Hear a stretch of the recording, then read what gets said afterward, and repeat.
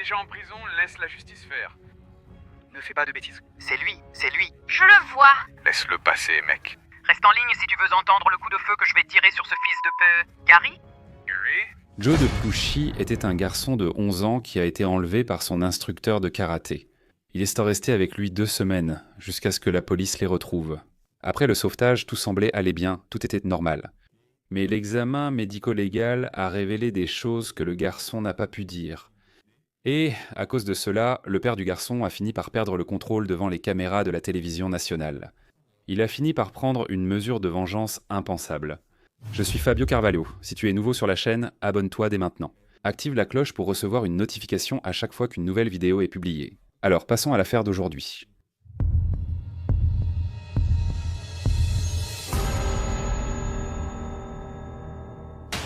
En 1983, Joe de Plouchy était un garçon de 10 ans, fils de Gary et June Plouchy. La famille vivait à Baton Rouge, en Louisiane, et contrairement à la grande majorité des autres enfants de son âge, il adorait faire du sport. L'un de ses sports favoris était le karaté. Son père, Gary, l'a inscrit dans une école de karaté où l'instructeur était Jeffrey Paul Doucette. On ne sait pas grand-chose sur lui. Ce que l'on sait, c'est qu'il est né à Port Arthur, au Texas, le 3 février 1959. À un certain moment de sa vie, Jeffrey a déménagé à Baton Rouge et a ouvert une salle de sport de combat. Et c'est à ce moment-là qu'il est entré dans la vie de la famille Plouchy. En 1983, Jeffrey avait 24 ans lorsqu'il a rencontré son nouvel élève, Jody. L'instructeur habitait dans l'école de karaté elle-même, où il entraînait les enfants, car il avait encore des difficultés financières pour louer un logement, un pour vivre et un autre pour travailler. Il n'avait pas d'amis proches, ni de famille que quelqu'un connaissait.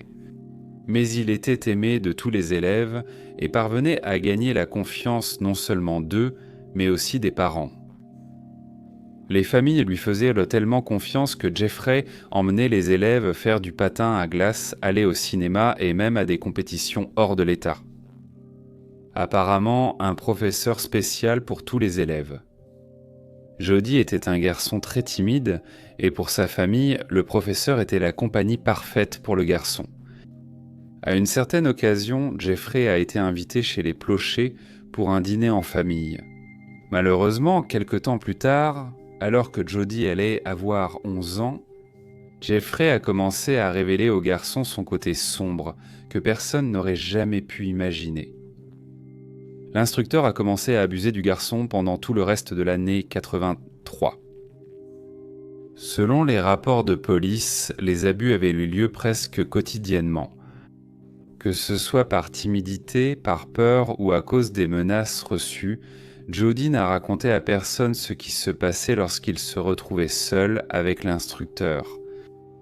Jeffrey avait aussi parfois des comportements maladifs, comme des crises de jalousie. Tu préfères ton père à moi. Je suis plus qu'un père pour toi. Je fais tout pour toi. Jode a vécu diverses situations jusqu'au 19 février 1984.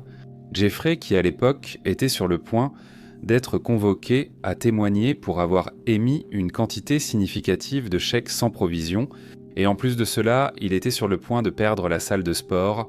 Il a enlevé Jody et l'a emmené dans un hôtel en Californie. Ce jour-là, le garçon a mis beaucoup de temps à rentrer à la maison après une sortie avec l'instructeur et en arrivant à la salle de sport, Gary a vu que tout était fermé. Comme il était courant que les garçons sortent parfois avec le professeur, il a attendu un peu plus longtemps, mais les heures ont passé et ils ne sont pas apparus. Immédiatement, Gary et June ont appelé la police. Au cours des jours suivants, dans cette chambre d'hôtel, Jode a été abusé à plusieurs reprises. Et seulement 10 jours plus tard, le 29 février 1984, Jeffrey a laissé le garçon appeler sa famille pour dire que tout allait bien. C'était l'appel le plus attendu, car la police était déjà prête à tracer tout appel. Gary est resté en ligne le temps nécessaire pour que l'origine de l'appel soit identifiée et ainsi, ce même jour, Jode a été sauvé et Jeffrey arrêté. Jeffrey avait teint les cheveux du garçon en noir dans une tentative de déguisement. Et jusqu'à ce moment-là, aussi bien la police que les familles pensaient que l'enlèvement n'était que l'œuvre d'un homme fou qui voulait utiliser Jode comme un fils. Mais c'est au commissariat, lors des examens médico-légaux, que toute la barbarie a été révélée. Jode a confirmé les mois d'abus qu'il avait subis. Il a également déclaré que, pour lui, tout était très évident, qu'il ne comprenait pas pourquoi personne ne découvrait ce qu'il traversait. Et, même à 11 ans, il savait déjà que tout était mauvais. Mais il ne pouvait rien dire à personne, car il était continuellement menacé par Jeffrey. Et c'est pour cette raison qu'il a attendu que tout le monde découvre. Gary, à 38 ans, a paniqué. On ne peut pas imaginer ce qui se passait dans sa tête en réalisant que cet homme, en qui il avait confié son fils, qu'il avait même invité à dîner chez lui, abusait de son fils depuis 1 an. Au cours des jours suivants, Jeffrey a été interrogé et a admis qu'il avait lui aussi été abusé lorsqu'il était enfant, jusqu'à ce qu'il commence lui-même à faire cela à d'autres. 2 semaines après son arrestation, le 17 mars, Jeffrey, escorté par des policiers, a pris l'avion de Californie jusqu'à l'aéroport métropolitain de Baton Rouge, pour y être jugé dans les jours suivants. Gary était ami avec un employé de la chaîne WBRZ Télévision et on ne sait pas exactement si cet employé a parlé à Gary ou si Gary a demandé à cet ami s'il savait quand Jeffrey arriverait à l'aéroport pour son procès. On sait que l'information a été transmise, avec l'heure exacte d'arrivée du vol et par quel couloir Jeffrey passerait. L'information était si précise que plusieurs chaînes de télévision étaient là à ce moment-là pour couvrir l'événement. Ainsi, cette nuit-là, Gary, déguisé, portant une casquette et des lunettes de soleil, est resté près du téléphone public de l'aéroport en parlant avec un ami pendant qu'il attendait que Jeffrey passe. Mec, je suis prêt à déconner. Quelle connerie. T'es où? Je suis à l'aéroport. J'attends ce salaud qui a abusé de mon fils. Qu'est-ce que tu vas faire? Le gars est déjà en prison, frère. Laisse la justice s'en occuper. Ne fais pas de bêtises. Ne fais pas de bêtises. C'est lui. Je le vois. Laisse-le passer, mec. Reste en ligne si tu veux entendre le coup de feu. Gary. Gary! Gary avait sorti une arme et tiré sur Jeffrey. Les policiers ont attrapé Gary, qui, pendant quelques minutes, n'était qu'un inconnu, jusqu'à ce que l'un d'eux le reconnaisse et dise « Pourquoi, Gary? Pourquoi ?» Gary a été arrêté en flagrant délit et accusé de meurtre au second degré.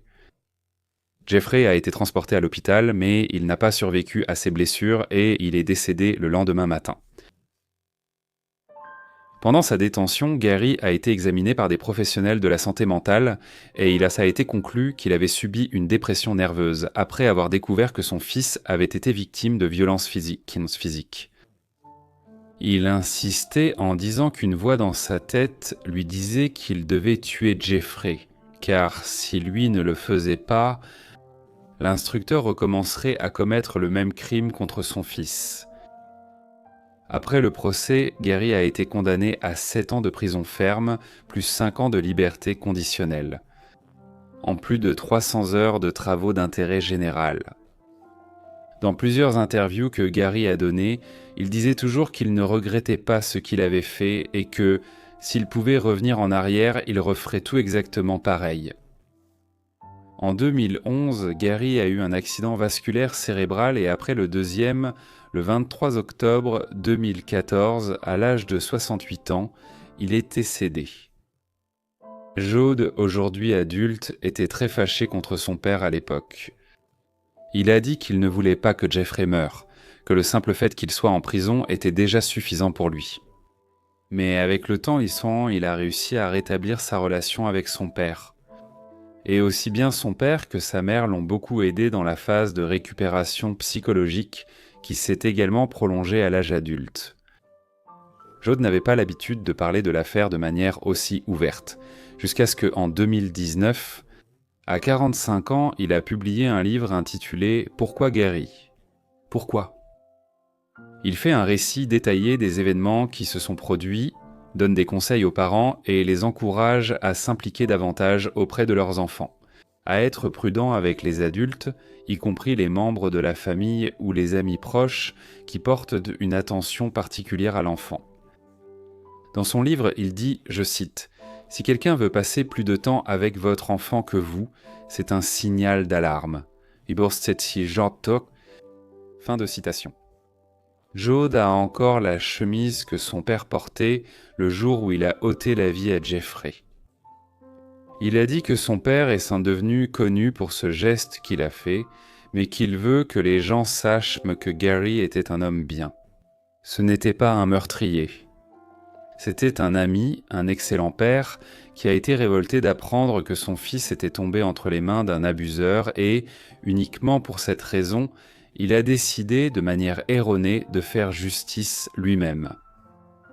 Joad n'est pas d'accord avec l'attitude de son père, mais il veut que les gens comprennent que ce n'était pas un homme mauvais,